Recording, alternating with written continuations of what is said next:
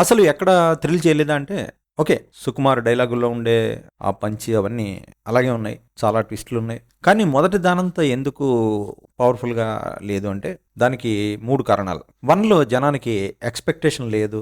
ఇక్కడ ఎక్స్‌పెక్టేషన్ చాలా ఎక్కువుంది. అది మొదటి కారణం. రెండో పాయింట్, 'పుష్ప 1లో' సక్సెస్ అయిన పాయింట్స్‌నే మరింత ఎన్హాన్స్ చేసి చూపించాలనే తాపత్రయం వల్ల ఆశ్చర్యం కలిగించే కొత్త పాయింట్స్ పెద్దగా యాడ్ చేయలేకపోయారు. ఆ గంగమ్మ తల్లి వేషం లాంటి 1, 2 పాయింట్స్ తప్ప 'పుష్ప 1' కంటే కొత్తగా వచ్చి చేరిన ఎలిమెంట్స్ ఇందులో ఏమున్నాయి వెంటనే చెప్పేయంటే 1, 2 కూడా గుర్తురావు. ఇక అన్నిటికంటే ముఖ్యమైన పాయింట్, మూడో కారణం ఒరిజినల్‌గా ఆ కథలోనే ఉంది. 'పుష్ప' ఎదిగిపోవడం.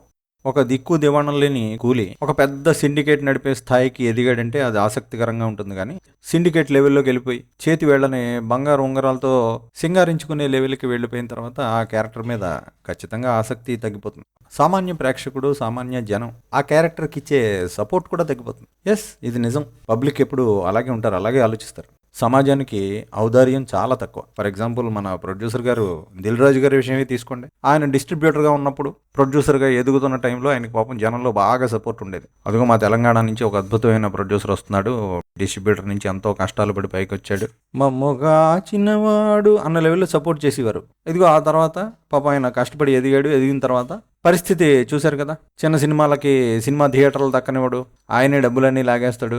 ఇలా 1,00,000 కంప్లైంట్లు. సో సమాజం అనేది ఒకడిని ఎదిగే వరకు ఆసక్తిగా చూస్తుంది, ఎదిగిన తర్వాత వాడిని కిందకి లాగాలని చూస్తుంది. ఇదిగో పుష్ప 1 కంటే పుష్ప 2 మీద ఇంట్రెస్ట్ తగ్గిపోవడానికి ఆ పాయింట్ కూడా ఒక కారణం. నాకు రావాల్సిన పైసా నాయనా అది 7 కొండల మీద ఉన్నా 7 సముద్రాలు దాటున్నా పోయి తెచ్చుకునేదే పుష్ప అలవాటు.